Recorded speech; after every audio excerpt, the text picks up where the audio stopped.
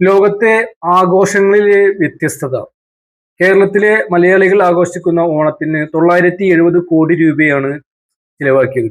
അതുപോലെ തന്നെ യേശുവിന്റെ പേരിൽ നടക്കുന്ന ക്രിസ്മസിന് 380 കോടി. അതുപോലെ തന്നെയാണ് പിന്നെ ദീപാവലിക്ക് 7000 കോടി രൂപയുടെ പടക്കങ്ങളാണ് പൊട്ടിച്ചത്. ഇവിടെയാണ് ശരിക്ക് ഒരു സാമൂഹ്യ വിപ്ലവം കടന്നുപോയത്, ആരും ശ്രദ്ധിക്കാതെ പോയത്. ഏകദേശം 320 കോടി രൂപയാണ് സാധാരണ പാവപ്പെട്ട ജനങ്ങൾക്ക് എത്തിയത്. ഏകദേശം 3 കോടി അരിക്ക് തുല്യമുള്ള ഒരു പൈസയാണ്. ഇതും വളരെ കൃത്യമായിട്ട് ഫ്ലക്സ് വെച്ചിട്ടോ പരസ്യങ്ങൾ വെച്ചിട്ടോ അല്ല, ഇത് ശരിക്ക് ഒരു പ്രവാചകന്റെ 1400 വർഷങ്ങൾക്ക് മുമ്പ് ഹബീബ റസൂൽ സല്ലല്ലാഹു അലൈഹി വസല്ലം പറഞ്ഞ അദ്ദേഹമാണ്, ആ പ്രവാചകനാണ് ഇതിന്റെ ബ്രാൻഡ് അംബാസഡർ.